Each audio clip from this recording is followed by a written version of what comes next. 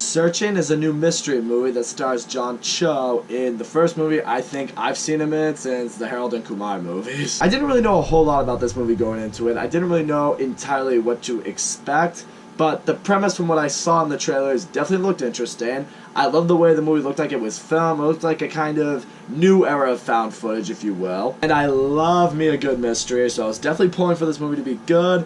I saw it getting a lot of buzz as I was going into it. And I'm here to give you my opinion right now. I think this movie is really good. Essentially what the story revolves around is you have John Cho. He's a single father. His wife died of cancer not too long ago, so it's just been him and his 16-year-old daughter named Margot. And what I like that the movie kind of does touch on immediately is just how little parents really know about their teenagers' lives. Like, they may be more involved with their kids when they're a lot younger because they need to be, but once they get older, once they get a lot more independent, you start to know a little bit less about your kid. What's also definitely unique in their case is the fact that, you know, John Cho is now a single parent. You know, he lost his wife, Margot lost her mother, and he hasn't really addressed that with her. He hasn't really talked to her about it, and it's kind of made the relationship a little bit estranged. It's a dynamic that I think added a lot more to this movie because it makes it feel a little bit more real. It touches on relationship issues that do go on in families. And ultimately, when John Cho's daughter does go missing, you feel, for me anyway, you feel like his goal to find her and rescue her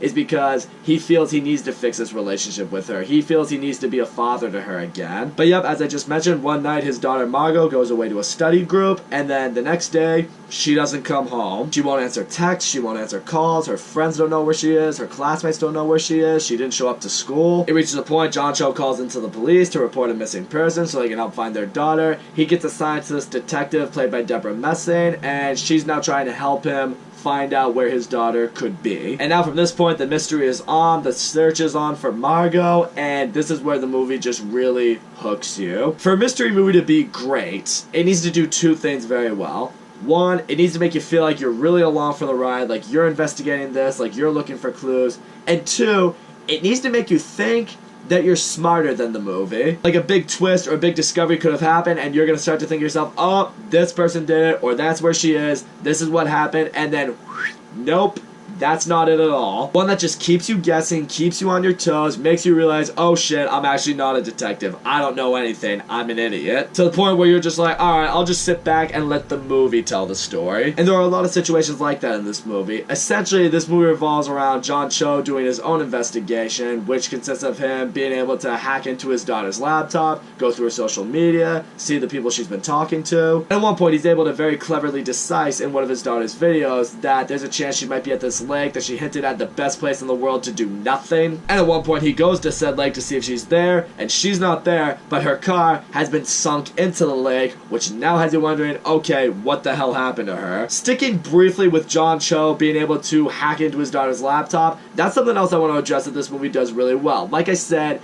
it's a bit of a new take with found footage. This movie is essentially told from the angle of this computer. Like, the only camera work that's ever done in this movie, I feel, is like, you know, out of a MacBook or out of an iPhone or out of maybe a hidden camera or security footage. Because, you know, in a lot of found footage movies that have been done recently, it's, you know, someone just filming the whole thing, going around with different people to make it feel real, or, you know, it's hidden cameras in the house to find a ghost, whatever it might be. Point is, I've always respected these found footage movies because they do make the movie feel a bit more real. This movie definitely did a good job at making it feel real, and I loved the originality in them using all these essentially household items to film the movie with. Normally what falters with found footage movies is eventually along the way you may get tired of seeing it, you may get sick of the gimmick, you may appreciate it at first, but by the end you want to go back to normal, you know, movie filming. It never really quite got me like that here, simply because they use quite a variety. Like I mentioned, they use a lot of different household cameras, computers, and such to film this movie. I think that's what kept it a little more fresh as it went along. I definitely want to get into John Cho's performance in this movie. He does a really good job here. Like I said earlier, I'm kind of used to seeing him in the comedic role, in the stoner comedic role anyway, certainly with Harold and Kumar. This role is a very dramatic role, it's a very serious role, and he really carries it in this movie. You can see him stressing out and trying to figure out where his daughter is. You see him starting to lose hope. You see him really starting to question what could have been anything. He badly wants to find his daughter, and in him you see the stress that any parent would feel in this situation. And you really do feel for him in the sense that, you know, because he's doing such digging into his daughter's lives,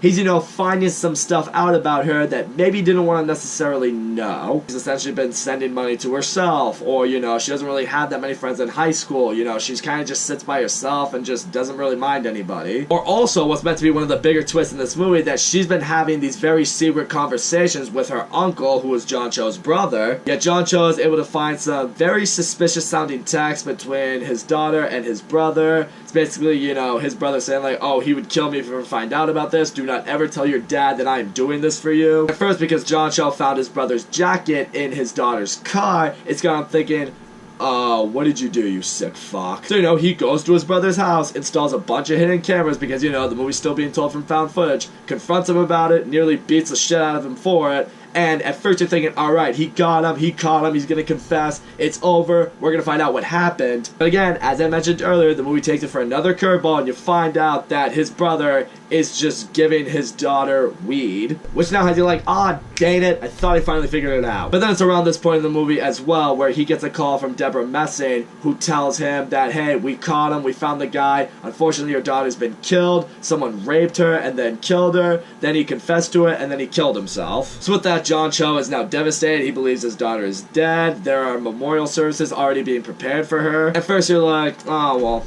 that's upsetting. I was hoping he'd find his daughter. But nope, the movie doesn't stop there. The movie's like, nope, we have one other twist we want to throw you. Here's another curveball. He notices in a picture for these funeral services that there's a stock model who's been used in various photos throughout the internet, and he also notices her picture in one of these usernames that was communicating with his daughter on these video chats. He's able to find this girl's information. He calls her up. He asks, wait, did you know my daughter? And she's like, I've never heard of your daughter. Which now has him thinking, wait a minute, there's more to this case. I gotta call Deborah Messing. She doesn't pick up, but someone else does, saying that she was not assigned to the case. She volunteered for it. Which now has John Cho thinking, and now has you thinking, what the fuck is going on? And soon enough, at what is supposed to be Margot's funeral, you see two police officers show up, confront Deborah Messing with John Cho with them, and she gets arrested. And finally, she reveals in a confessional that her son created this fake account to talk to John Cho's daughter via video chat because he was obsessed with her, he fell in love with her. And then one night, he stalks her back to the lake she usually goes to,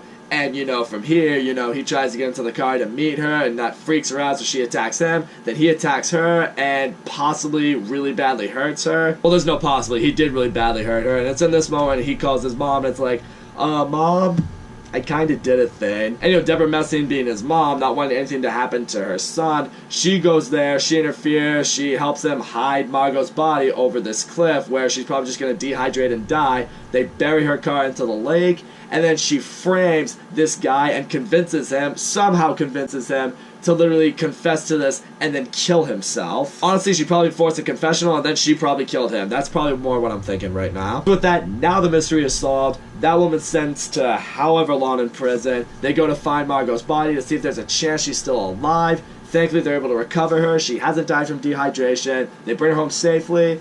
And you see at the end, at this point, John Cho and her, they're kind of mending their relationship. He's talking to her a little bit more. They're talking more about the mother's passing. It seems like the relationship is growing stronger. So all in all, Searching was a really, really good movie. John Cho gives a really good performance, probably the best of his career. Deborah Messing also does a really good job in this movie as the detective. I loved this take on found footage that the movie went with, through shooting through MacBooks and iPhones and hidden cameras. It really did make the movie feel very real, like an actual investigation. The mystery in this movie is done so well. It throws you so many curveballs. It makes you think you figured it out, and you didn't figure it out at all. And yeah, that ending was absolutely shocking. And I had no idea that was coming. Never in a million years would I have guessed that that's how the mystery would have wrapped up. I love how this movie portrays what some parents go through with their teenage kids, not really knowing too much about them, and that this movie stresses that you should know more about them as much as you can, establish that relationship with them. In the end, I thought this would end up being one of those movies that just slid under my radar, and I'm very happy I ended up seeing it. So that's all I gotta say, guys. Thank you so much for watching my video. Don't forget to leave a comment, like, subscribe, and I will see you all next time.